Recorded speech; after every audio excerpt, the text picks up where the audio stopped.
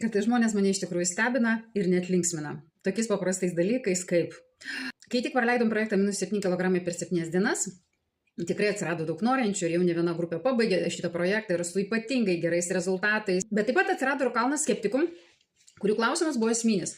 Ar tai yra sveika organizmui? Ir ypatingai tokį klausimą uždavinėjo tie žmonės, kurie turi didžiulį antsvorį. Dėl to nesuko galvos, ar tai sveika organizmui taip greitai uždėti tokį antsvorį, ar ne.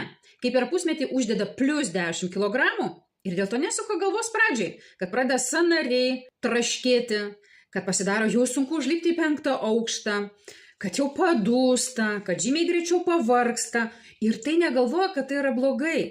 Atsakau visiems skeptikams.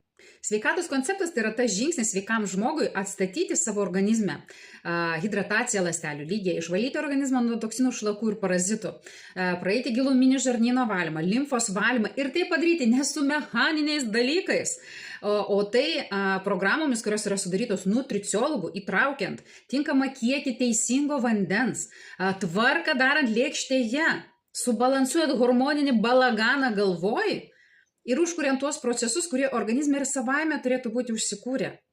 Ir jeigu tu taip pat sveikai mastai, kad yra daugiau žalos užsidėti ir su lengvumu pravalyti savo organizmą, dėk komentarę pliusą arba rašyk man asmeniškai, kad greičiausiai gautum atsakymą ir žinoma, nepamiršk mane sekti, kad naudinga informacija niekur nedingtų, o dar geriau ją pasidalink.